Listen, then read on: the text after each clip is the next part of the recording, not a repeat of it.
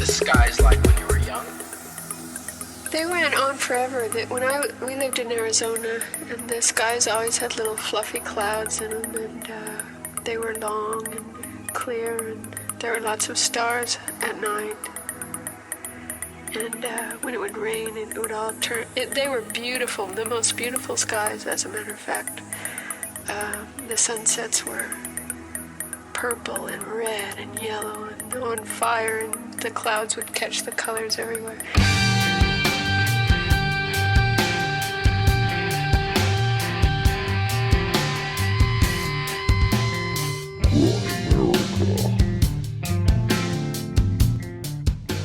I just said, excuse me, do you mind if I just take that bag out because it's really fragile? And he was just like, stand behind the line, sir. Okay, guys, welcome back to this week's episode of the Grimerica Show. We're going to be talking with Kris Weston, one of the founding members of the band The Orb. All sorts of electronic music. I'm sure some of you have probably heard of him. But first, as always, how's it going, Graham? Hey, buddy. I'm doing pretty good. Looking forward to releasing this episode with Thrash. Yeah, Kris Thrash Weston. Actually, he's been to Calgary before, so he's literally been within a couple miles of the Igloo. Yeah. Well, like 30. Yeah, he was 20. He was somewhat responsible for like some of my all-time favorite music. Yeah, so it's like talking to a rock star for you. I hadn't really heard of the Orb until I met you. So, but it's still not many people have. But yeah, it's still pretty cool shit. Oh, like yeah. I really enjoy it, and I can't wait to hear this new album he's coming out with. Yeah, he's got his a Kickstarter called Krisstarter. Yeah, he said fuck Kickstarter basically, and their 10% or whatever the fuck it is they take and started up his own. So we'll link to that, of course, and you guys should head on over and hit that up. I think he's got some pretty cool musicians lined up. Yeah, it's going to be good. So this episode will be a little bit out of our usual rotation. We do get into a little bit of UFO and conspiracy and shit like that, but for the most part, we just get down with talking about, you know, the making music and the life and times of Kris Weston. Yeah. It's good, though. You guys will enjoy it. Stick around, listen. I think, when's he saying the new album's going to be out? I don't think he said yet. Yeah, I don't think he knows, yeah. It's going to be, it'll be epic, I bet. I hope so. We'll be a part of it. We don't. Yeah. We donated. Yeah, we donated. You could be a part of it too, guys. Hey, we should have donated through Amazon. Fuck Amazon. We'll talk about that later. Okay. We have some listener feedback. My cousin Jeff. Yeah, he feedbacked me too. Yeah. So he heard that episode on THC with Stephen Greer, and I love that episode. I haven't too. listened to that yet. Really? Actually, no. Yeah. I jumped ahead to the Dave Asprey one because I had so many fucking podcasts on my phone. Like, I'm so behind. I think it was I adopted. What did I adopt? I adopted the Drunken Taoist or however you say it, and now that's in the regular rotation. Yeah, it's becoming very challenging. Yeah, it is. Reading and listening to stuff and learning and talking.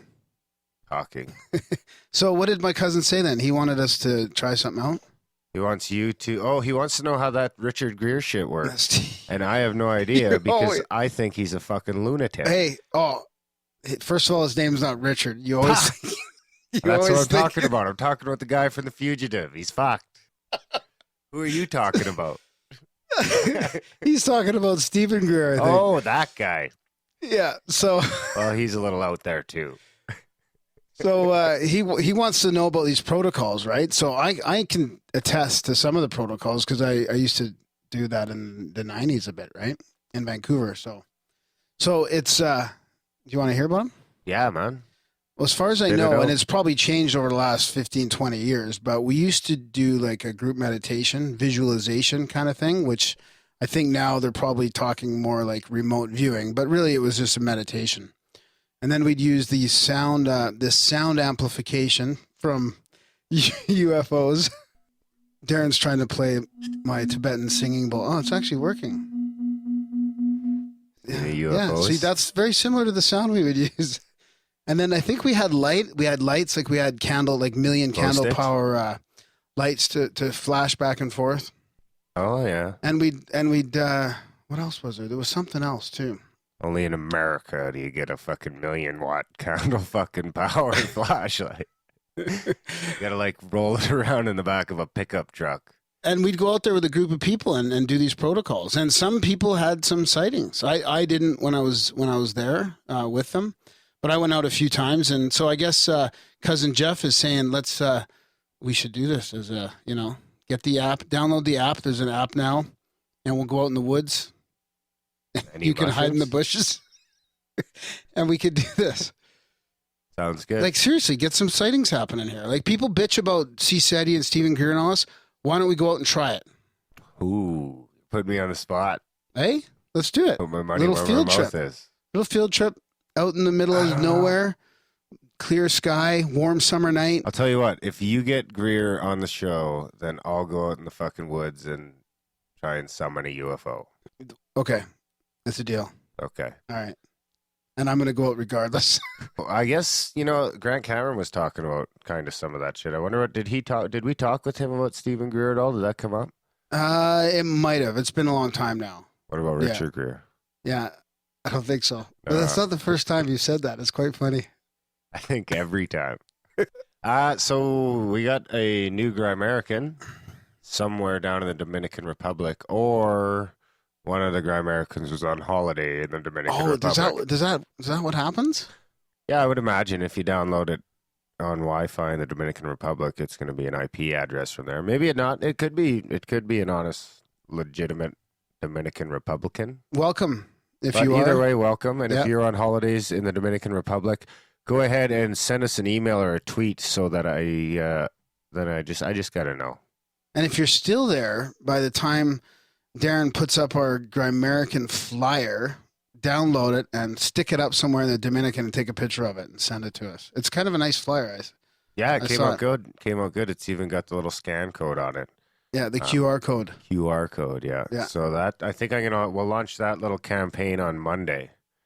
It'll be on the website, probably down at the bottom of the page, I'd imagine. I'll make a post about it too. And it'll be a PDF file. You download it, basically, you print it out. You go someplace around wherever the fuck you are, you put it up, take a picture, send in the picture. I think we'll put all the pictures up on the website if we get any. And then maybe the coolest one is going to win a prize. Yeah, we'll probably put them up in the studio too. Yeah, exactly. We'll put them all up in the studio for sure. I'm going to slap a shitload of them around Calgary, and I'll probably get some printed nicely on some nice glossy paper, and I'll just keep them in the car, and I'll just, wherever I drive to, I'll just smack them all over. There you go. Let's spread the word all around. Let's see how many different countries we can get. We got listeners in 72 countries now, so let's see if we can't get Grimerica show flyers in 50. Yeah, that'd be cool. Speaking of spreading the word, reviewing us on iTunes always helps, because that sort of improves the algorithm that they use to get us farther up in the search. That way we get more listeners, and then we get better clout to get better guests, and we have better chats. Yeah, exactly. Funner chats. No, I don't think they get any funner, but they definitely help us get some of the more, because we've had some pretty fun ones already. That's a good point. But they'll definitely help us wrangle in some of the bigger guests you guys want to come in. Some of them we've tried, and they just, it is what it is. And if your numbers aren't where they'd like to see them, then they're not willing to come on. Not that we've got bad numbers, but I mean, these guys are wanting to talk to the tens of thousands. Yeah, and we do have lots of guests lined up, so it's going to be a full next couple months for sure. A bit of a backlog, actually. And you were talking about, you want to get some guy on, eh? Dave Asprey, you finally heard that podcast with him on Christopher Ryan's Tangentially Speaking? I heard that one a long time ago, but I was just listening to him on THC. Oh, he's on THC? Yeah. Oh, I didn't know that. Yeah, that's where I listened to that today when I was doing some paperwork at work, and fucking, he's got some pretty interesting ideas. He's a pretty smart dude. He's got a great story to tell, and some of it shit you might not want to hear. You probably know it in the back of your head, like cell phones and Wi-Fi and shit is probably fucking with you in some way. But he's got some pretty neat little tricks to, that have helped him and helped other people through life. Through life more comfortably, I suppose. Because I think most of it is just, like it'll help you sleep better at night, or it'll help you this, or it'll help you lose weight. Like, what did he lose? Is it He lost biohacking? Is it what you call biohacking? Yeah. Life hacking, biohacking. Huh. So what is it? Like you can take a picture of your eye or something like that and check out your the app. I don't know. I didn't get it yet. Okay. It's called like Food Sense or something like that. I'm gonna get it. And then it ends up telling you what food is good for you or not, sort of thing. Foods that you might have some sort of slight allergic reaction to, or that your body reacts negatively to. So it measures your heart rate after you've eaten certain foods, and then it'll start trending the data, I suppose. Yeah, exactly. And it can tell you it eventually, after a month or so, it should be able to start telling you what foods it seems like are giving you troubles. Did you hear about the... And sometimes it's so subtle you don't even know, I guess. It's like you don't notice, but, most of us wake up feeling like crap some mornings and shit, right? Yeah, it's hard to go like, what did I eat that was different, right? Yeah, exactly. And, he says some of us don't even know we're doing it, but we're doing it. And then you don't even know you're feeling better, And then until you start taking these foods that are giving you problems out of your diet, and then all of a sudden you're feeling so much better. You're like, wow, fuck, because you've probably been eating this shit all your life. So you've never really known what it feels to not have something that's, a semi-toxin, I suppose. Yeah. I'd like to know how a bowl of corn pops affects me at night. Well, yeah. Hey, well, that GMO guy, I'll tell you all about that. Yeah, I'm trying to get him on too. That'll be a good show. That reminds me of that contact lens they were talking about on Mysterious Universe. Have you heard about that? The one that measures your blood sugar level, so you can actually have some sort of visual cue of where your blood sugar levels are at. That'll get annoying. So it's just always there? Or just they turn like red when you fucking gotta get some sugar? Something like that, yeah. Yeah, maybe it's not visible unless it's over the line or something. Like blowing over when you're drinking? Yeah, like blowing over. See, soon they'll have that, eh? Makes it look like you're fucking drunk. So why don't they have that? A contact lens, it's got like a whole thing on. It's got like alcohol level, blood sugar level, your heart rate level after certain foods. Why? Who would want that in their face all the time? Well, you can turn it on and off by a thought. It's like you're a video game. You just, okay, I'm turning it on. Stop thinking. Stop. On, off. So, do you have any other listener feedback for us at all? No, a couple tweets and stuff like that, but we always, it's nothing, no emails or okay. We nothing you want to share, anyways. Facebook messages in a while or anything like that. We don't share our hate mail on. Yeah, we don't share our hate mail, so. Red Pill Junkie is going to be on the Paracast coming up this weekend. So this episode should be released right before week of February. It's not this weekend? No, they record this weekend. Okay, so there's enough time then. I think Gene and Chris take questions too, right? Yeah, there's a forum. There's a forum set up for Red Pill Junkie questions. So check out the Paracast, and we'll link to it. It's going to be pretty, this might come out tomorrow night, so they'll have like 24 hours to click. So if you're listening to this and you got a question for RPJ, well, you could always just send it to us too. But if you want to get it in on the Paracast, you got to hurry because I think the interview is Saturday night. So it's not the beginning of February. Or it comes out in the beginning of February? Yeah, is that what you're saying? Yeah, I think they're kind of the same as us. We're always usually a week and a half or 2 weeks. Yeah, Red Pill and Christopher O'Brien and I and a couple people had some pretty fascinating chats. Like Christopher O'Brien's been through some crazy shit in his life. I remember when we started, we used to do the interview on like a Tuesday and then fucking release that by the weekend. Oh, yeah. And the intro and fucking it's too much. It's so much better when you've got, because now something happens, we've still got, we can keep going. A tiny little backlog, you mean? Yeah, exactly. Yeah. You don't want it to be too big, but. So another way to contribute to the show, besides actually going to the website, www.grimerica.ca, and hitting the donate button, which we're probably going to call like a contribution.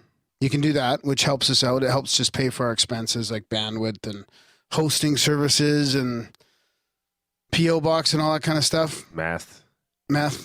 Need more Crown meth Royal. people. Yeah, we need more meth. So shut up. That's not even funny. Don't do meth.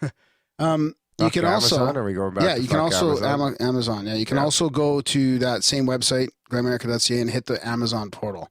Now, this is supposed to give us a cut. tiny little slice of your purchase without costing you any more. Yeah, unless it seems possible that your friends or family or the Grimerica show itself buying things through its own Amazon portal, then I guess you don't get credit for that. So basically all the stuff I've been buying is not getting us anything? No, because do you use your Grimerica email address? No. Maybe it does then. Or maybe I think some of that stuff you ordered from, I don't know. I use my personal email, I think, for that. But you got to ship to the Igloo. No. The Yeti you did and that other shit. Yeah. Anyway. So do you think they cross-reference your address then? I don't know what the fuck or how the fuck they knew. Or it could have been IP address thing or. So anyways, what's going on here? Amazon's actually. It's like $500 worth of shit you bought though that they're not giving us any money for. Here I am thinking in my head, okay, what am I going to buy? What can I buy through Amazon? Go through the portal, get a little slice, and it's not working. No, yeah.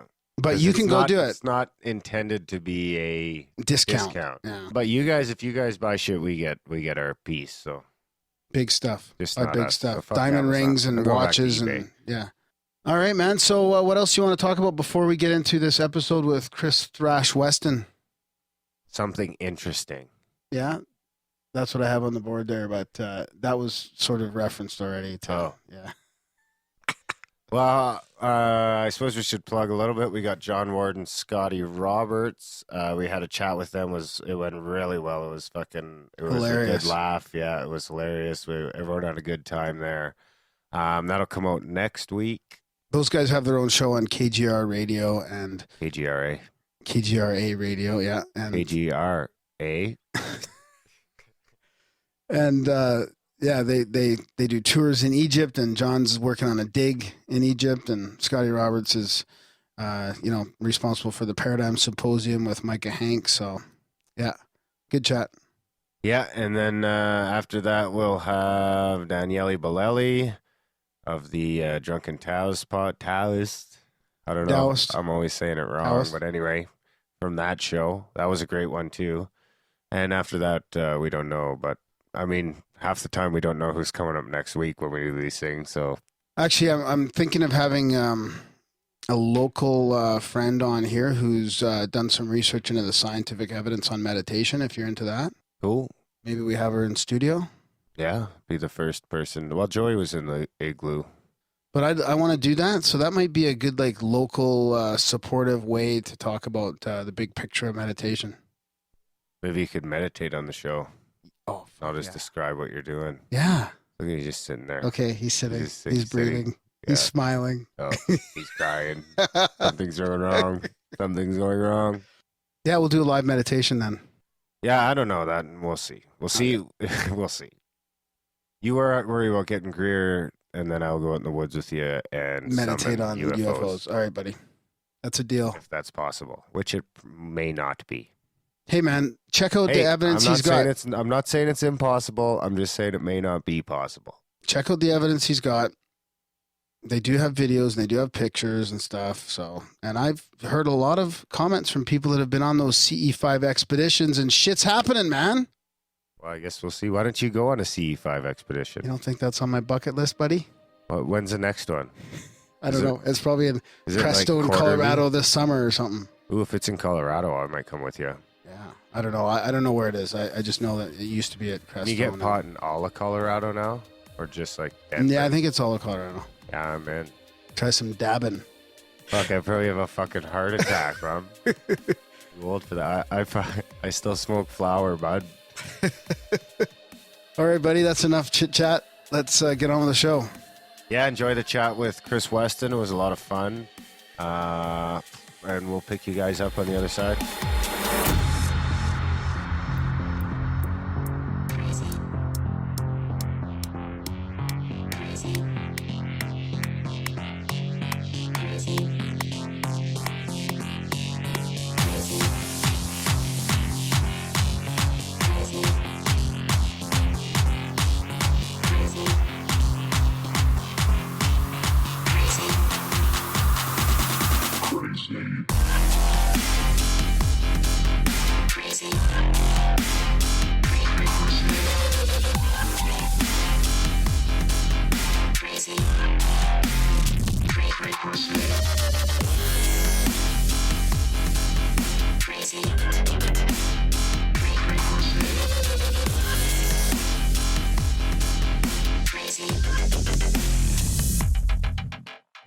Okay, today in Grimerica, we're going to be talking with Kris Weston from across the pond here about his new project and a little bit of his work in the past and kind of his thoughts on where the music industry is at and where it's headed.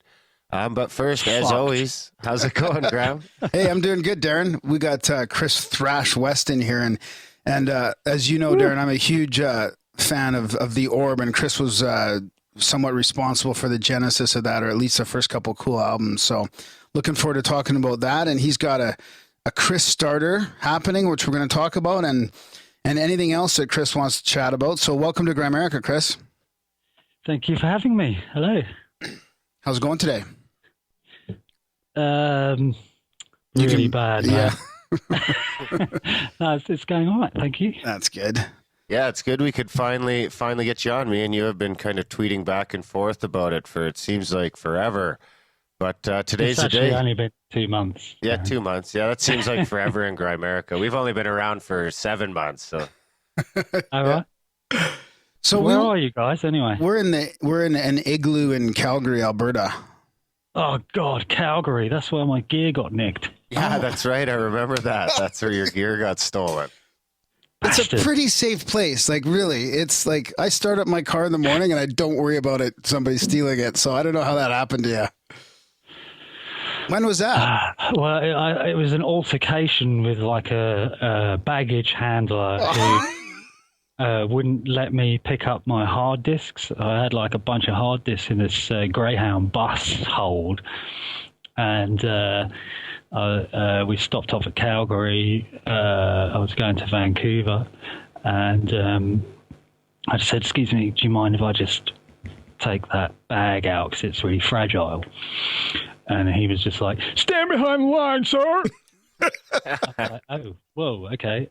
Yeah, but that stuff, sorry, mate, it's like 15 years of my work. Do you mind if I just, it's very fragile. Do you mind? Stand behind the line." I was like, "Okay, fuck you, man." So, yeah, we had this altercation like this, and I just sort of walked off. And as I was walking off and turned my back, this other couple sort of told me later that he picked up one of my hard disks and made like he was going to throw it at my head. And then my bag didn't turn up at the end of the journey. So all I can assume is it was him. Maybe it's still lying over there by the bus stop. You should stop and check it out on your way home, Graham. Yeah, it's a black bag with a sort of red line around it. If you see it. It's got my mini Mac in it and a £2,000 microphone. And damn, I just bought a new microphone. Yeah, you should have gone to hang out at Calgary bus station and see if they were any going cheap. So this was not too long ago then? That was about 2 years ago. Oh, man. 3 years ago, maybe. Yeah. What'd you think of Calgary other than people stealing your shit? It was minus 30, I think, when I was there. Oh, yeah. Yeah, that happens. I went outside to have a cigarette, and the saliva was freezing on my lips, and it was an interesting new experience. We just went through a bout of that a couple of weeks ago. But it's nice today. Why is it minus 15 today? Yeah. Minus 5. Minus 5, yeah. Oh, lovely. So you got the Bermuda shorts on and stuff. Exactly, yeah. Actually, yesterday I was going to go for a hike, and then a blizzard rolled in. Like, seriously rolled in within like 10 minutes. It was snowing. It was +9 and sunny, and then it was whatever and blizzard in in seriously 10 minutes. Yeah, nasty. Wow. Yeah. Yeah, that was one of the downsides of Canada. But I was in a real messed up place when I was there. I was proper suicidal and all kinds of crap. Shit. Sorry to hear that. Proper suicidal. My dad tried to get me like sectioned or like taken by the police to stop me harming myself. So I left this place I was in to go visit my other mate to try and cheer myself up. And then all my stuff got nicked. And then I was just like, this is so ridiculous. This is like, you know, it just got a laugh now, really. Yeah, it's got a new low. Yeah. So not only did you lose your gear, you lost a bunch of your life's work, I suppose. No, because I had the mission critical hard disk in my rucksack, and I had a bunch of backup CDs around my dad's house. Oh, that's good. That's good. That's a backpack, Darren. A rucksack. Okay. Yeah. Translation there for you. So are you doing a little better now that you've hit that sort of low a couple years ago? Oh, totally. Yeah, I sort of, I reached this sort of rock bottom point, and like one day I was walking along the street, and I was just feeling really low, just awful, and I was standing across the road in Vancouver, and there's a van came really fast driving along the road and just swerved lanes really quickly right in front of me. And as he swerved lanes, these like 4 huge circular saw blades came flying out of the van towards my head. And everything went into slow motion, and I was like, oh, I am actually going to die now. And then I was like, oh, maybe I don't want to die. And I sort of jumped out of the way. It was just a really bizarre experience. Holy fuck! There was this homeless man standing next to me, just wide-eyed, staring at me, going, "What the fuck just happened?" And the geezer just drove off. He didn't even know that he almost like sliced our heads off.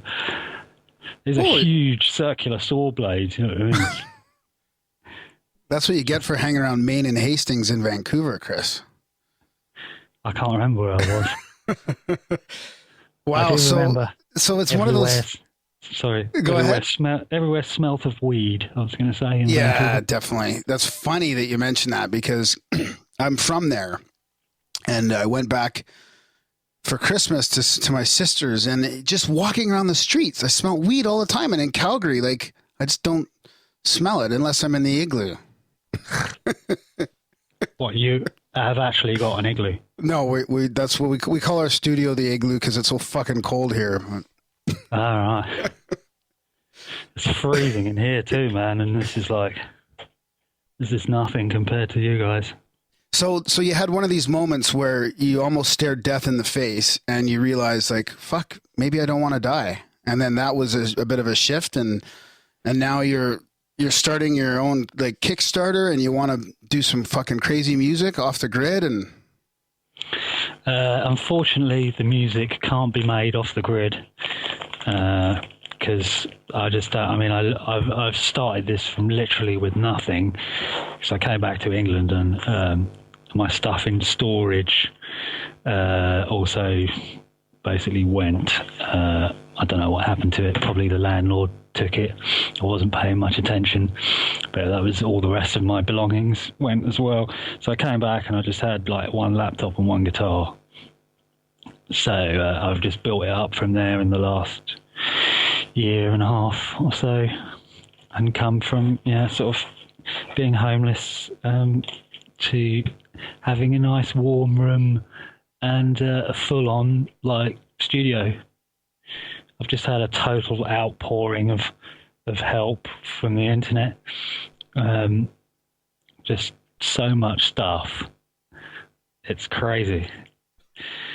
Wow, that's very cool. Yeah, that's like the positive side of the internet. You know, you get the shitty side, like, yeah, there's a bunch of shitty porn and, you know, all sorts of shit. I like that. Yeah, well, yeah, there's good porn and shitty porn, I suppose. I only like shit. Oh, you mean like really shitty? Yeah, like really shitty porn. Right. No, I don't like that. And stuff like that. But then you hear a story like that, or you know, there's countless stories of how the internet can bring things together, and you know, you're just getting this kind of support, I suppose, from people that just want to put you back in a position to be able to make music that they can listen to. Yeah, it's pretty shocking. Because I did the Kickstarter thing before I did this. And my friend Ralph said to me, like, you know, if you're doing a budget, you need to just budget exactly what you need and then whack on a 20% contingency on any budget. Yeah. And I was like, okay, so I did that, and it came to 60 grand. 60 quid? 60,000. I mean, 60,000 quid or dollars? 60 grand, like as in pounds, right? Yeah. Yeah. Okay. So yeah, that was quite a lot, and I was just like, oh, I'll never do this. And they were like, no, go for it. Yeah, it's good. And I had quite a lot of support from my friends. And yeah, sort of got up to about 12,000 on Kickstarter after a week. And all the sort of donations dropped off. And I found that it was basically there was a correlation between how much I was going on the internet and promoting it and how many people were actually going to the Kickstarter and putting into it. So once I realised this, I was just up all night every day, and I just burnt myself out on the first week of the Kickstarter, and I'd had enough of it by the first week. I just was so tired I couldn't carry on. Yeah. So yeah, it sort of dropped off once I stopped putting all the hard work into it, and I just thought, no, I'm never going to make it within the time frame. And even if I did make it, I'd have to. My budget wasn't actually 60 grand; it was like 52 or something, and then the rest of it was the actual charges which Kickstarter made. So it's like about £7,000. Credit card fees and Kickstarter fees and VAT, English tax. So I just thought, why should I give 7 grand to this website? And I just thought, well, I found this bit of open source software and just stuck that on my own website and said, right, forget that. Let's all move over here and do it here instead. Which obviously must have seemed a bit chaotic to some people, but whatever. That's a good idea. So that's your Krisstarter. Yeah. So I nicked their logo, but Kris on the beginning of it. They haven't sued me yet for that. And that gives you the ability to put it on your own timeline, I suppose. And now, is that pretty well fee-free for you then now? Other than obvious taxes, the tax man's going to get his, of course. No, you don't get taxed on donations, yeah. No, not donations. Money that you are putting into your business. Right. Oh, because it's kind of like startup. Yeah, it wouldn't be considered revenue. Well, no, because all that money has gone into buying equipment, so it's now assets for my business. So you don't pay tax on that. Yeah, it's just a fee for the software to get you going on it. Actually, I haven't spent probably hardly anything on software at all. It's all been hardware. I've got a lot of software free. I just got another sponsor today, actually. Woohoo! Congratulations. Yeah, really cool. I mean, this company called Zynaptic, who make these really far-out plugins, and they're super expensive, and they're super awesome. So, I never would have been able to afford them. They're like 400 quid each. So they give me their whole suite of plugins. Oh, that's cool. Yeah, it's awesome. So how is it going then? Are you still planning on finishing off your Krisstarter in September 2014? Let's explain to all our listeners, because there'll be some people like we throw a lot of electronic music in the episodes. I'm a huge fan of electronic music, more so now than I ever have been in my life. So tell the people, give us some details about what this Krisstarter is all about. Well, it's not really electronic music, to be honest. It's more sort of electro-acoustic music or something. Okay. It's got like Indian, Arabic, jazz, all kinds of like influences, but everything you could probably think of except for thrash metal, because I want to do a whole album, sort of. I want to do a whole metal album at some point. Is that where you got your nickname from?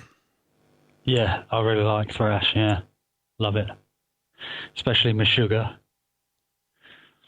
I think they're one of the greatest bands in the universe. Okay. You know them? Do you know them? I don't know them. Who? A Swedish band called Meshuggah. Yeah. Meshuggah. I think I've heard of them. I've heard of them for sure. Yeah, check out Catch 33 I remember fantastic seeing them, I album. think, on that Sirius satellite radio. They come up.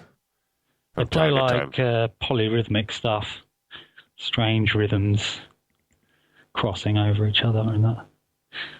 So some of your older music seemed to have a lot of, like when you were with the Orb and stuff, there was a lot of UFO connotations and stuff like that. Is that something that you yourself have an interest in? No, not really. Oh, you're shitting us.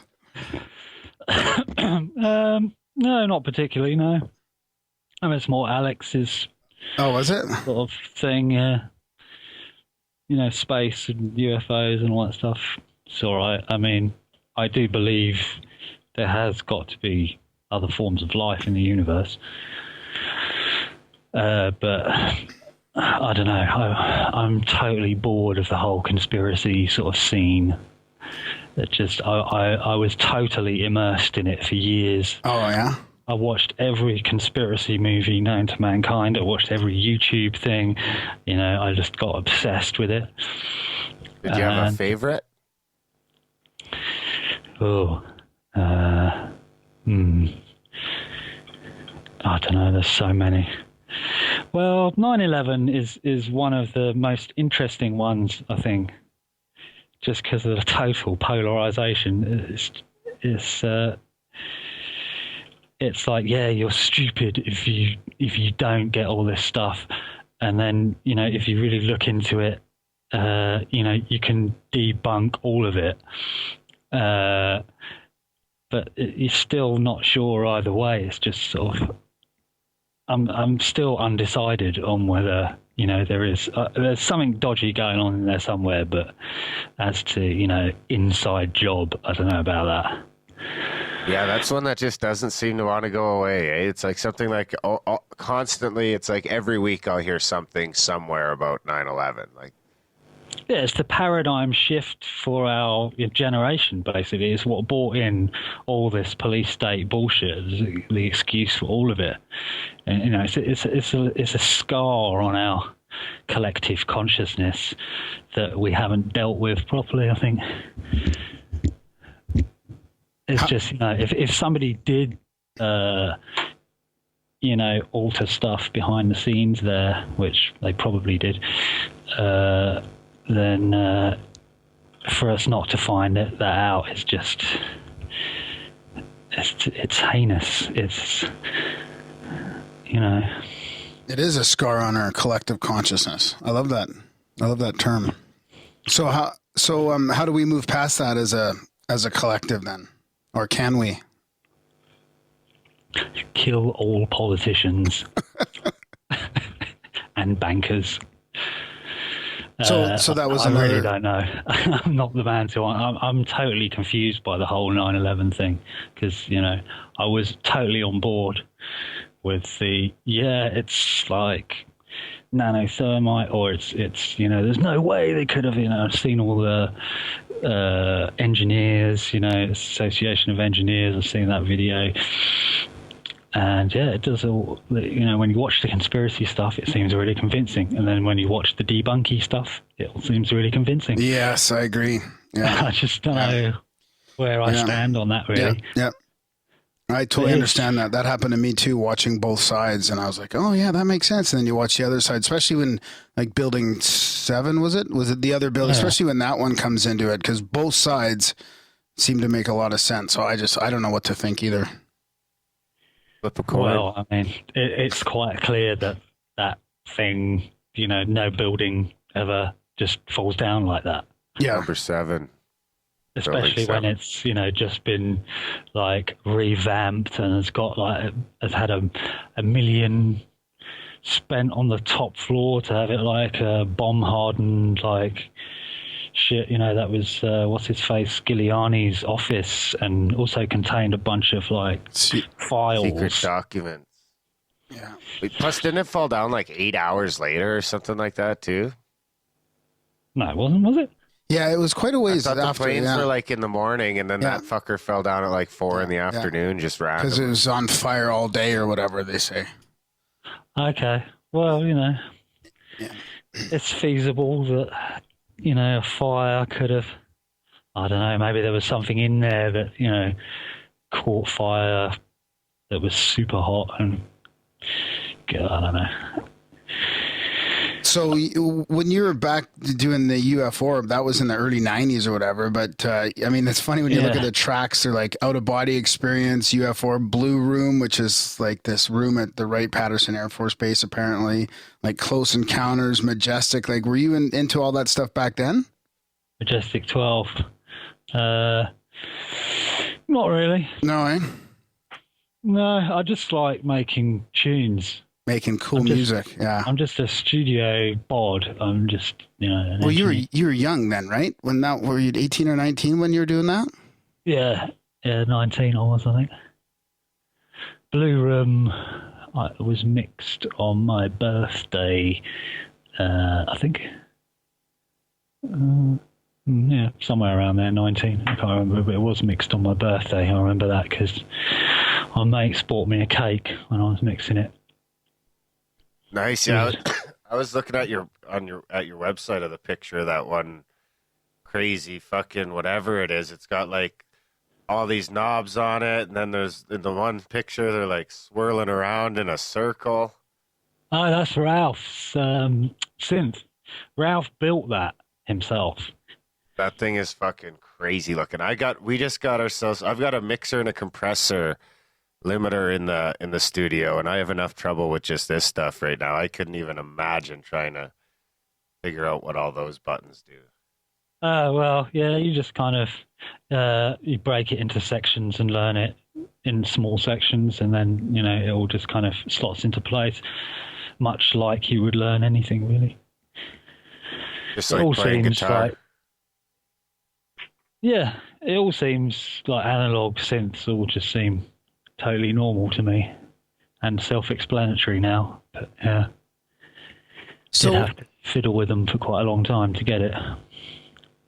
So Blue Room was quite a little successful tune back then in the UK. So how did that must have kicked you off pretty good when you were young and you mixed this tune that went into the charts and and UFO went to number one. Yeah, see at that the time. Yeah, that's crazy. And over in America, I don't think it was that big at all. Like, I don't even know how. I think I stumbled across it after listening to Adventures Beyond the Ultra World. Yeah, well, America at the time didn't have a big electronic scene or anything, even though it invented, house music and all that. I think it's just starting to take off now under the brand EDM. Yeah. It's like my ex-manager was saying to me the other day. It's like, yeah, EDM is massive in America now. It's like, yeah. EDM. Well, it used to be called IDM in 1994. That's when I fell out of love with it.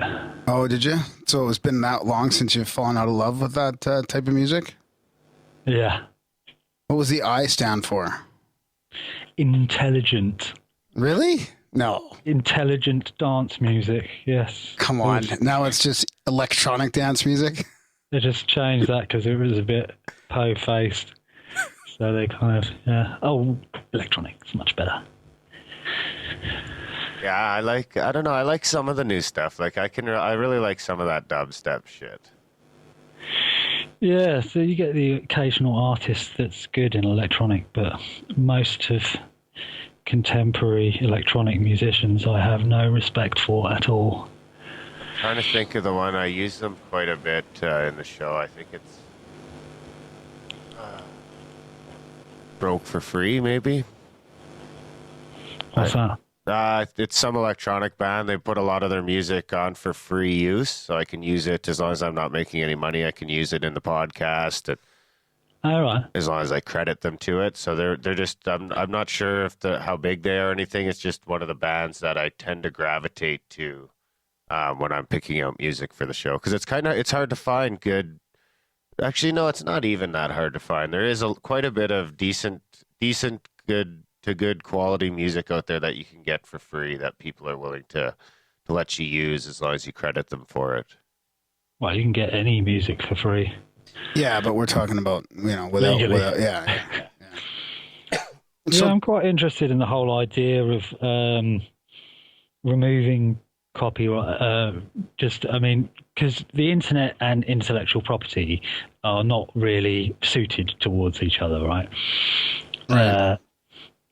So, I mean, if you could think of a way musicians could earn money without this publishing system, royalty system, which is in place at the moment, it would be a good thing.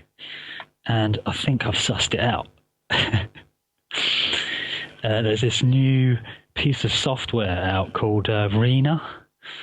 It's a redesign of TCP/IP, and it addresses all the design flaws originally.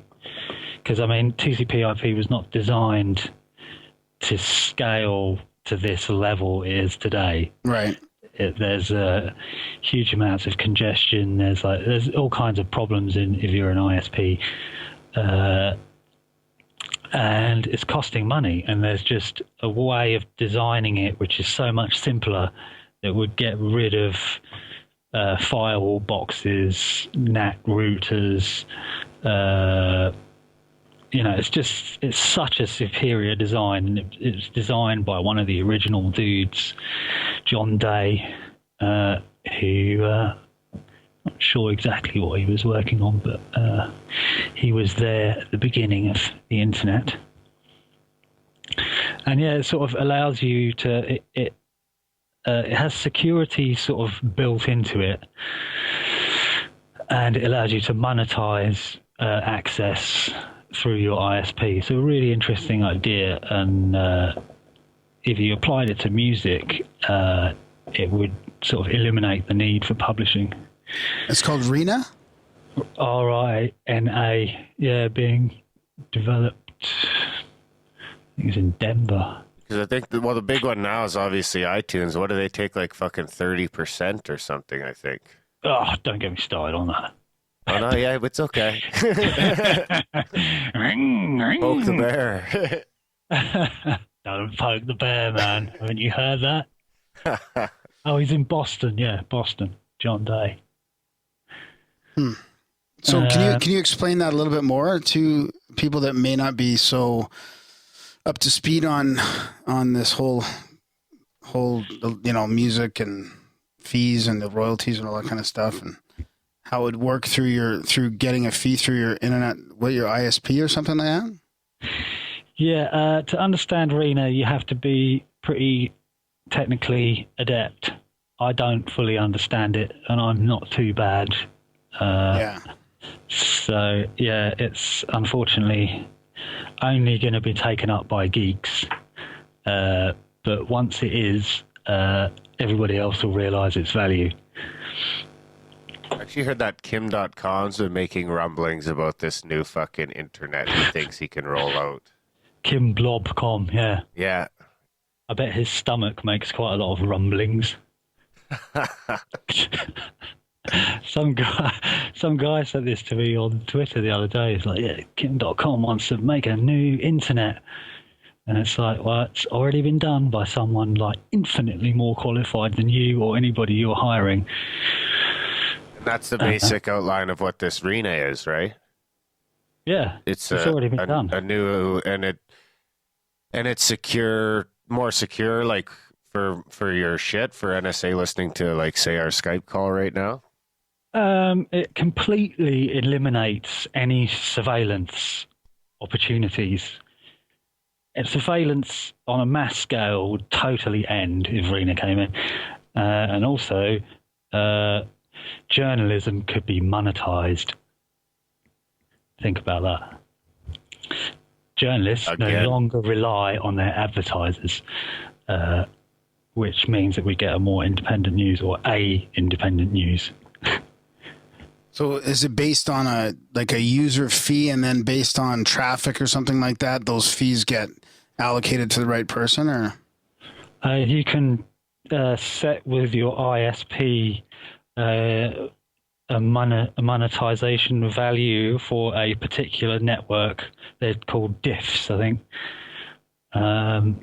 You can set up like multiple networks. Say I might set up a network to connect to the internet in my house, and I might set up a diff for people to download my music from. So if people use my music diff, they will pay to use that bandwidth connection, which will be organised with the ISP. Yeah, I'm not probably the best guy to explain this. Well, no, that helps. Yeah, I mean, probably best to get a proper Linux geek to explain it. But yeah, I mean, with the whole music thing, at the moment, it's completely skewed in favour of large corporations. So, your tracks is with iTunes, you can't choose how much your track sells for. They dictate to you various things about the titles and lengths of your tunes. And they run a completely automated service for which they take 30%. And they're already creaming it in from their hardware sales, which is the whole reason they got that going in the first place. So it's completely unfair. Also, with the streaming sort of situation, that's completely fucked as well. If I wanted to earn the minimum wage, I would have to get 55 million plays of one track from Spotify, for example, which would mean the entire web-connected population of China would have to listen to my tune for me to earn a basic wage, minimum wage. So yeah, I mean, and the way these things have sprung up is with deals with record companies. The musicians haven't been asked. Like, for example, the deal YouTube has made with the Copyright Society in England. I can't look at that deal. That deal's been made for me, so it monetizes my music that goes on YouTube somehow, using some kind of recognition algorithm. It doesn't catch all of my tunes that are on YouTube, but it catches a few, so, that's supposed to be good for me. And yeah, they won't. The deal is an NDA deal. I can't see it, so they've made this deal on my behalf that I can't see. I mean, Nice. It's just totally fucked. Yeah, it's funny. The artists went kind of from getting controlled on one end from big record companies, and now it's just switching over to tech corporations. Yeah. I mean, the time when I was successful in music in the 90s was the sort of golden era, the last golden era for musicians. I mean, you couldn't really have a band like the Orb now do something that successful. I don't think. I don't know.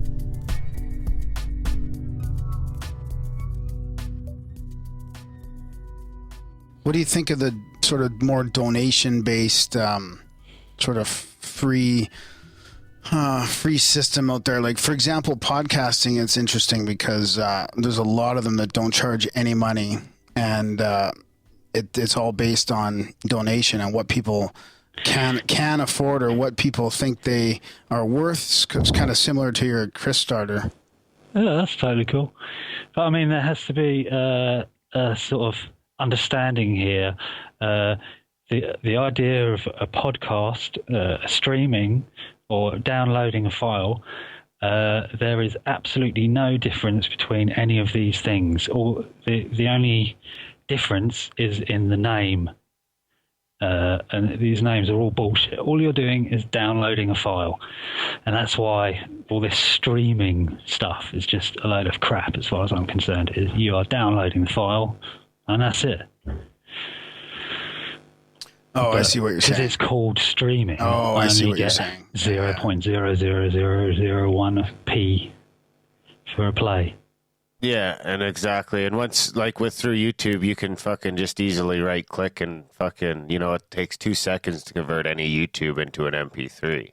Yeah, video download helper I use. Yeah, exactly. So that probably how many of those are not only a download, it's on that person's computer now. They fucking own it. They can play it whenever they want without YouTube even knowing. And Spotify, it's totally easy to rip stuff. That if something is playing through your speakers, you can record it. Yeah, exactly. End of. Well, yeah, I'm glad we sorted the music industry out. I'm glad we cleared that up.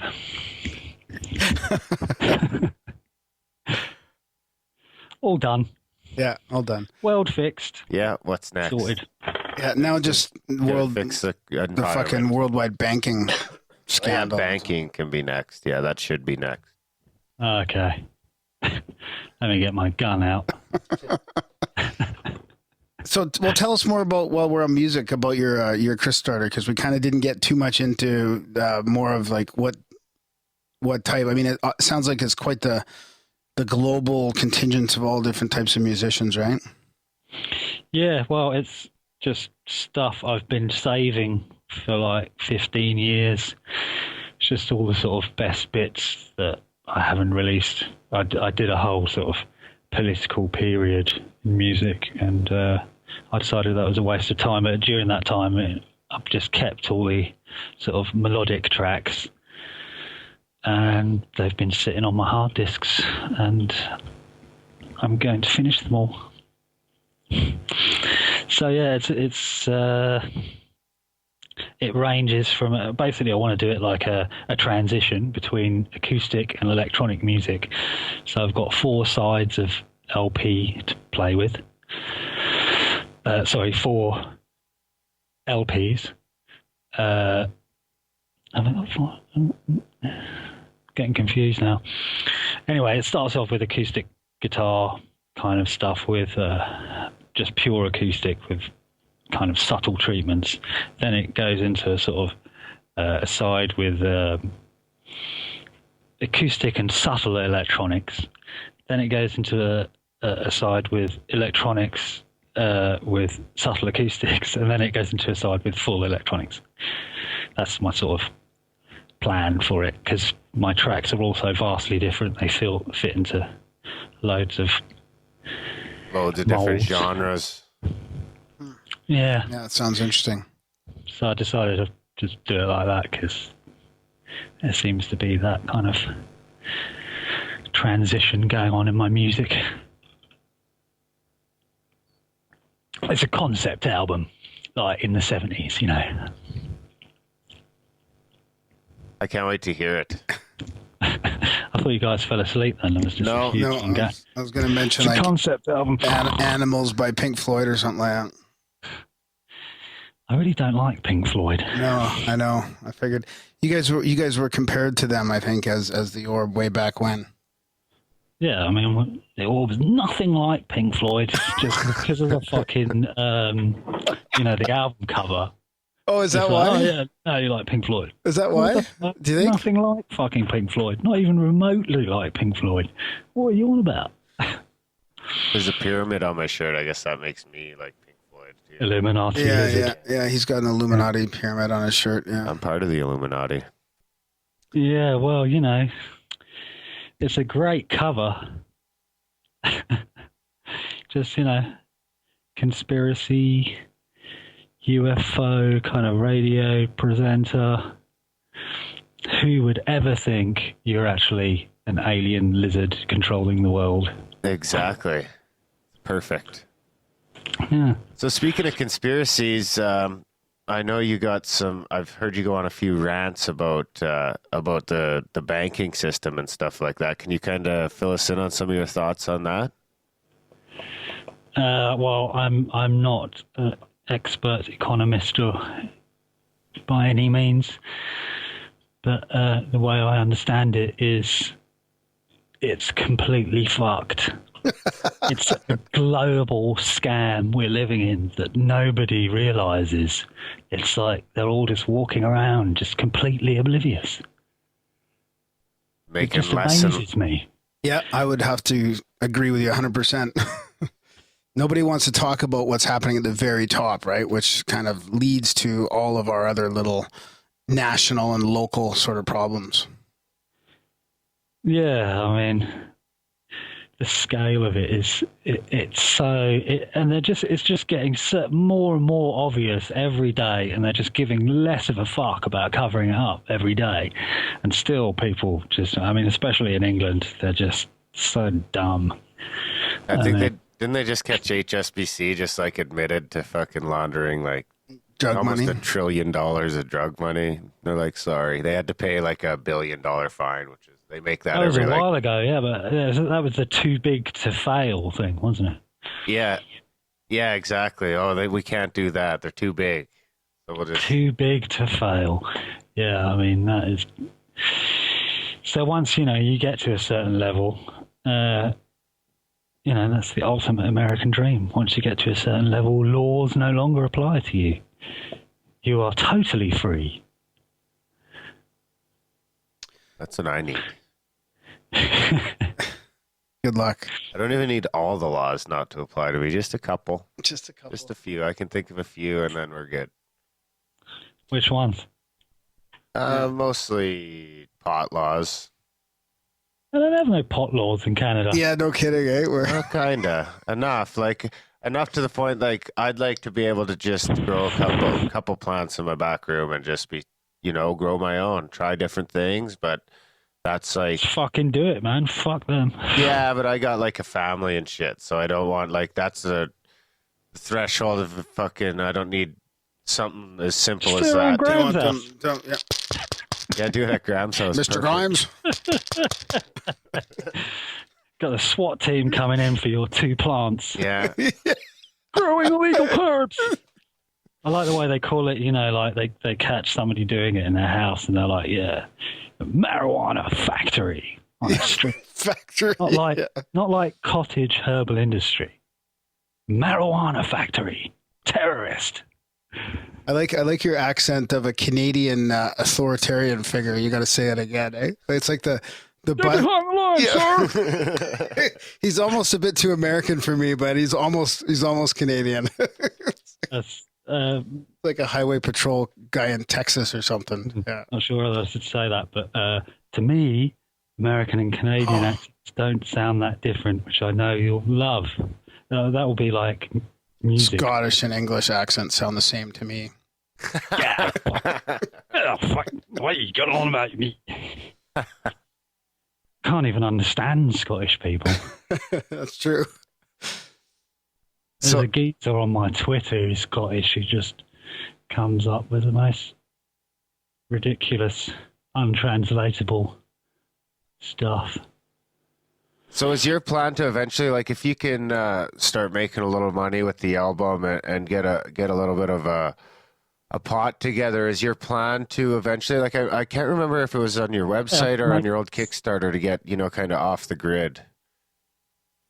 No, that's my ultimate aim in life, yeah, is to move to South America and have a donkey. I want a donkey and I want to be able to make my own electric.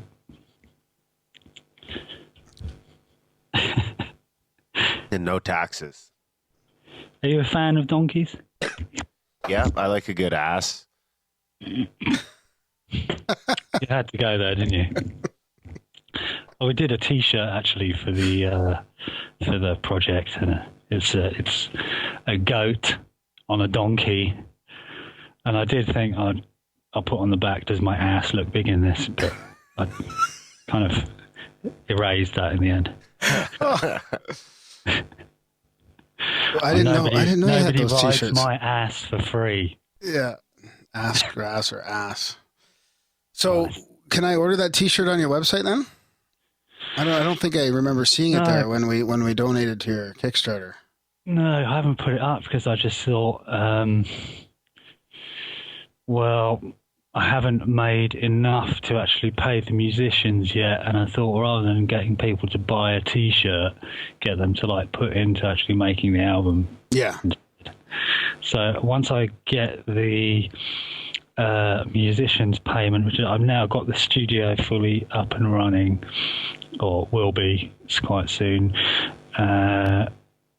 So yeah, the next stage is just paying the many people involved. So yeah, I'm going to do that first, and then I'm going to put the T-shirts out and a mug, because I want my own Enter the Fuzzy Dimension mug, just for myself. Yeah, I wouldn't mind one of those for the studio too. Will it be fuzzy? Yeah. No, but it should I would be. awfully get dirty then, probably. On the It's like inside. swag, like from fucking shag carpet on the outside. Just be all stained up after a while. No, we got the sort of goat's head on one side, and the Enter the Fuzzy Dimension logo on the other side. And we also did some women's knickers. That's I don't know what they call that over there. Pants. Panties? Panties? Panties. Thongs? Yeah. Not a thong. Well, there is you can do a thong on Cafe Press. No, what do they actually. call it now? That not a thong anymore. It's a G-string. Is it? Darren, help me out here. I don't know. I don't wear fucking G-strings. Don't lie, Darren. Yeah, we'll stick with panties then. Got one on now. I'm wearing a thong right now, actually. Tearaway. Yeah, I thought like a thong with like Enter the Fuzzy Dimension down the stringy bit in brown type. Yeah. Ugh. And a banana hammock. Just every kind of merchandising you can possibly think of on that site. It's ridiculous. So yeah, we did a women's panties with Enter My Fuzzy Dimension on as well. Is there a minimum? Maybe I can get my wife some Grimerica panties. You can totally make your own shop on Cafe Press. It's quite easy. Apparently, I didn't actually do it, but it is quite easy, I'm told. Yeah, we'll have to check that out. We're gonna have a little Grimerica store up on. I hope so by maybe the end of this year or something.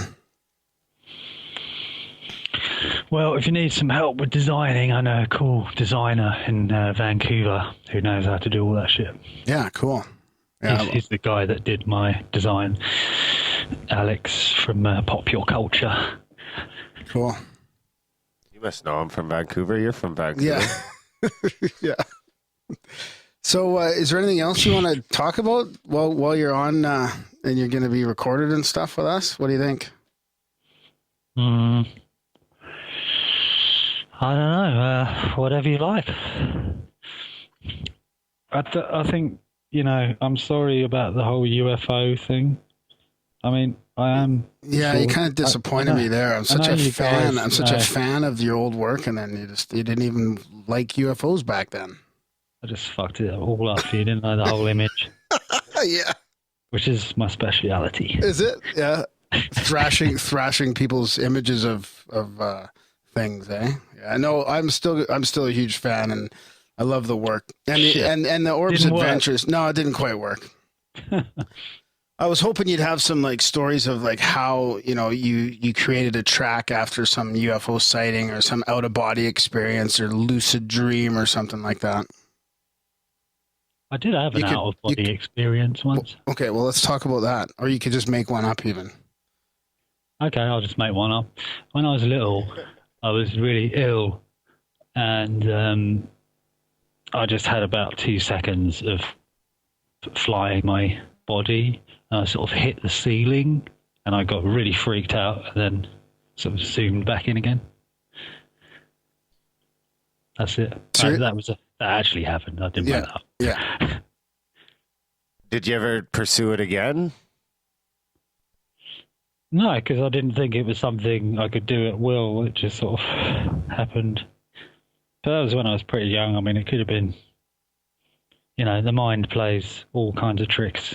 Yeah, like maybe dozing off to sleep or something like that. I don't know. That's a story that a lot of people would. I've heard that before about people being young and being, floating up to the ceiling and looking down at themselves. Do you not? Yeah. Do you believe it's possible then to leave your body, or do you think that was a trick of your mind? I believe anything's possible. I tried to leave my body in a sensory deprivation tank last weekend, and it didn't really work very well. Like a flotation tank. Yeah. Oh yeah, those are pretty fun. I think if I do it a few more times, I might be able to, but I couldn't do it then. Yeah, we did an album launch in a flotation tank center with the Orb, actually. Really? What album was that? Can't remember now. I didn't know they had those way back then. Flotation tank centers. In the olden days? In the olden days. In the early 90s? Yeah, they were horse-driven flotation tanks. Oh, that's funny. There's like old guy with a sort of wind-up thing standing next to it, just winding it up while you're relaxing. So what album was that? Was that Adventures or? I can't remember, to be honest. Oh, yeah. It might have been a single. So have you tried one out? Yeah, on that launch, I tried it out, but I was a bit sort of psyched up. So yeah, you're a little revved up. You're just in there. When I was in there, I was kind of just bouncing off the walls myself. Literally. Yeah, literally. And then I got some in my eye. And then the security came in. Yeah, I had to leave. Excuse me, sir. Stand behind the line. Was there a line? I think there's always a line. And it's always good to cross it. Yep. Yeah. Even it's just imaginary line. So did Alex have any experiences then? He was obviously into all this stuff back at the UFO and Adventures Beyond the Ultra World. Yeah, I think he probably did, yeah. But, he takes a lot of drugs. Yeah, you never know. Yeah, I think there's a lot of stuff going on that we have no clue about. I mean, we pretend we know about medicine, the brain, all these things, and we're really just deluding ourselves. We haven't got even 1% of it. No, and we're just kind of getting started too, you know what I mean? Like, we've really only been looking into that kind of shit for less than 100 years, like 3 generations maybe. Yeah, it's nothing. Once we're 100 generations in, that's when we'll really start to figure shit out. We'll be long gone. If we'll be here by then. We might just be merged with the machine and singularity by then. Well, you got the 6th extinction coming up. Don't forget that. When's that coming?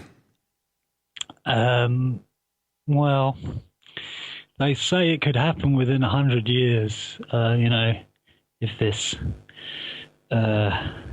ecosystem, in quotes, sort of just fails. The 6th extinction is the extinction of the human race. And maybe we'll evolve into something cool. Have you seen that fleas on the back of the dog thing that I wrote? No, I don't think so. Oh yeah, check it out. It's fleas on the back of a dog.com. Fleas on the back of a dog, yeah. And it's sort of it's about the 6th extinction and stuff and things. What were the first 5? Good question. I don't know. Dinosaurs are one. Fleas on the back. Fleas back dog. There's a shitload more than 5 extinctions. I mean, there's like multiple, probably 100 extinctions a day. I think probably more than that in mass extinctions too. Probably just happens every fucking 20,000 years. Something gets wiped out and some new remnants of what was there before crawl back out of the woodwork. Yeah, I mean, if you think about how long we've been here, it's quite possible that other races existed and completely died out, reached beyond our level of technology, died out with no trace. Yeah, I would agree with that. That's a possibility. It's 20 to 280 species a day go extinct, roughly. And if current rates of the human destruction of the biosphere continue, 1/2 of all species of life on Earth will be extinct in 100 years. We're gonna find one that that's everything off. It's gonna maybe the bees. Could be the bees. The bees could be the one that really fucking seals it Tips the for us. balance, like. Quite possibly, yeah. I was just watching this video of cow breeding last night. Just disgusting. Oh, man. Can't they just leave it alone? Must everything be fueled by capitalism? I know. Greed? Yeah. You know, Is it down like to a what we're eating? documentary or like cow porn? Yeah, it was like bucking bronco porn. No, but this is where I've been thinking, because I just finished reading this book too called Energy Medicine Technologies, and that's the feeling I get, that everything has to be fueled by capitalism and greed and the profit motive. Like, whether it's good for us or not, it just has to happen. Well, that's what we're brought up and trained to do. Gitmo. The TV doesn't help, I don't think. Have you guys read this book? What's it called? Amusing Ourselves to Death by Neil Postman. No, I haven't, but I'd recommend it. It's a very interesting read about TV. It's quite old. It's sort of mid-80s, I think. And the guy's a Christian, so he's trying to sort of get a few of his religious sort of morals in there as well. But it's really interesting. It's carrying on the, Marshall McLuhan, obviously. Yeah. He's one of your dudes, isn't he? He's Yeah. Canadian. Yeah. He was a student of Marshall McLuhan's. Oh, okay. It's sort of some of McLuhan's ideas distilled into a sort of non-mind-blowing lunatic sort of format. Because I read Understanding Media, and it was like really just did my head in. In a good way? In a bad way? No, in a very good way. It was just very difficult to understand. I think Postman does a much better job of getting those ideas across. I mean, at the time, you could see how people thought he was just a complete lunatic, because none of these things had happened. He was totally predicting the internet and philosophical ideas connected with communication and media, that he was so ahead of his time. Amazing. And now 25 years later, it's making more sense? Yeah, it only just started to make sense. Even I don't know when he wrote that, sometime in the 60s, was it? Understanding Media. Oh. 1964 he wrote that. That's a good year. Good vintage. Yeah, good vintage. When did Kennedy get killed? 63. Kenny, what, from South Park? No, Kennedy. Oh, Kennedy, yeah. I've heard of him. Apparently it was the guy in the second car, Secret Service man. We shot him? Yeah. Apparently it was an accidental headshot. Amazing stroke of bad luck for that guy. And the Secret Service tried to cover it up, because obviously it would have been totally embarrassing for them to have killed the president. Accidentally? Is that a real theory? Yeah, I just watched a documentary last week on it. Nice. It was by an Australian detective who's, some big shot Australian detective, and he did a bunch of bullet testing and stuff that they didn't bother doing. They just left a whole load of stuff out of their original investigation. And yeah, he's sort of a pretty convincing case. But it just sort of went through the whole thing and said, sort of built up the case for this Secret Service guy. And there's a picture of him with the gun out in the car. And, there's no way the bullet trajectory could have come from the, above him and all this kind of stuff. He did all that research. And then his final conclusion was the dude accidentally headshotted him. Accidentally shot the president. He's like, holy fuck. And I was like, really, dude? You're a big shot Australian detective and you got all that together and then you came to that conclusion. What? Really? I'll have to find out what it is. I got to stay away from like JFK ones and these ones that are so old and convoluted like Roswell and JFK. I don't even think I can form an opinion on them. It's just so convoluted. Colin McLaren, his name is. The Smoking Gun is called. Oh, okay, yeah. I had to check it out. Pretty convincing.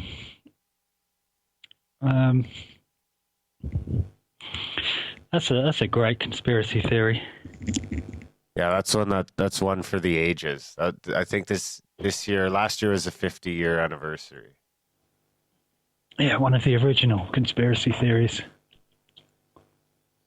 So before we let you go, is there anything else? Any place people can find you, like your Twitter, your website? Obviously, we'll link to everything in the show notes. But anything you want to plug before we let you go? Yeah, people can go check out my rantings and ramblings on KrisWeston.com, which is KrisWeston. Or if they're like really not offended by politically incorrect stuff, they can go to my Twitter and listen to me rant and rave at Sweary Monkey. Sweary? Sweary Monkey. That's my Twitter name. Are you on the Facebook? I am on the Facebook, unfortunately. CIA book. Yeah. I am increasing the NSA's database with my daily absolute rubbish I'm typing in. Yeah. Just making it more confusing for them. Just doing my bit, Yeah, good. I'm Kris Thrash Weston on Facebook. Yeah. And then your Kickstarter is your personal Kickstarter is Krisstarter.com. No, is it? Or No, that's on KrisWeston.com. Right. Okay, and then you just click on that for that, right? Okay. Yeah, that'll take you straight to the front page of that is my crowdfunding thingy, and then there's a bunch of other stuff with some demos and yeah, videos. I think there is the 2 songs on there you can listen to, or 2 little bits you can listen to, right? Yeah, I want the whole thing to be a nice surprise. I think that there's a sort of listening to an album for the first time when you're totally surprised by all the tracks is a really good thing. I don't really want to spoil it, but then I also don't want to play people like demos of stuff that I haven't finished, and because generally I find that people can't hear what the end product's going to be like, even like other music producers. So yeah, it's a bit of I don't know what to do about that, really. People are just going to have to trust that it's going to come out good, Yeah. Well, 150 people so far have trusted. Yeah. Hopefully, really we can wrangle up a few Grimericans to join those ranks as well. Yeah. Some grimy Americans, yeah. Yeah. Surely grimy Americans wouldn't have any spare cash to put into crowdfunding projects. Thank God Darren's last name is Grimes. Otherwise, people might think that that's what we're talking about here. Oh, right, yeah. Sorry, Americans. You're not really that grimy. Your teeth are lovely. This is true.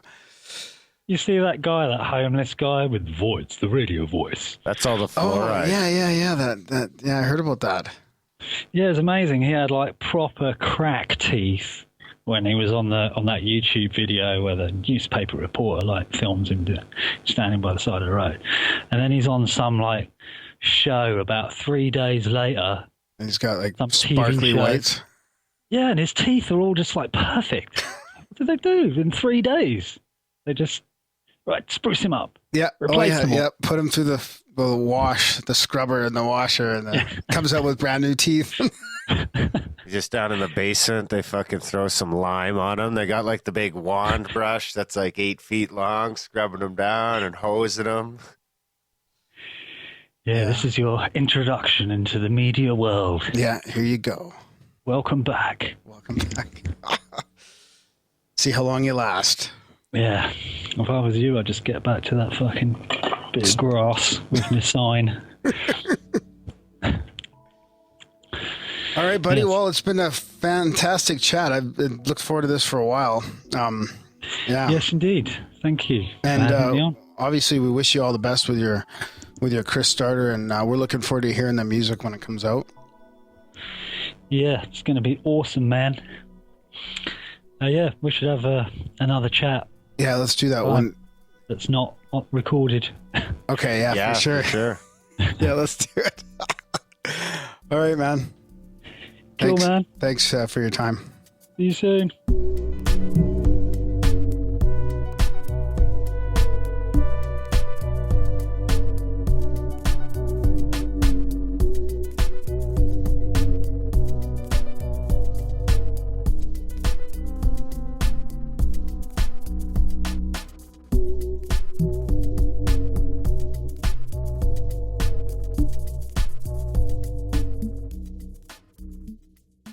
Well, that was our chat with Kris Thrash Weston. What'd you think there, buddy?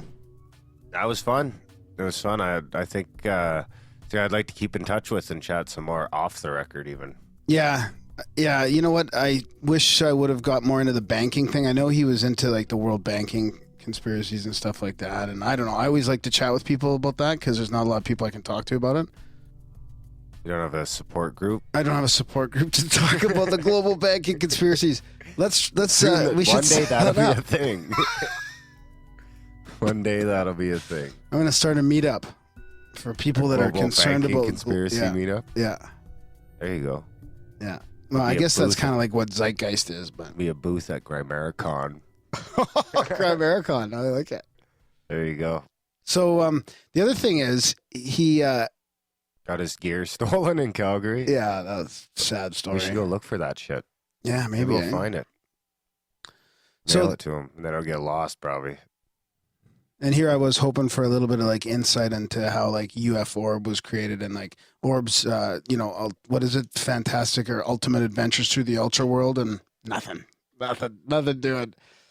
Well, he threw you a bit of a bone in the email after. Yeah. Said he does have a little bit of an interest, but I think it's probably just faded over the years. Yeah, but I should ask some more technical questions about how the electronic music gets put together, because some of that Orb shit back then was like that opened the door for electronic music, man. Like that shit still sounds wicked to this day.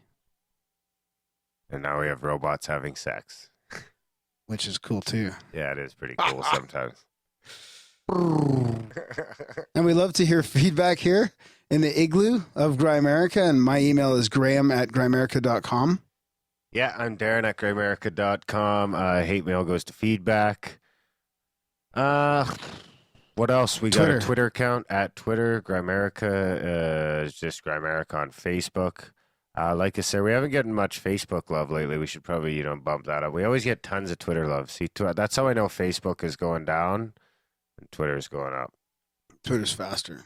Yeah, maybe that could be it too. I get more not instant. Really. It's just more. It is more. Not really. No. The only reason it's only more instant is because people are more addicted, so they're on Twitter more than they're on Facebook. That's what I mean. Not some people though. My wife still prefers Facebook.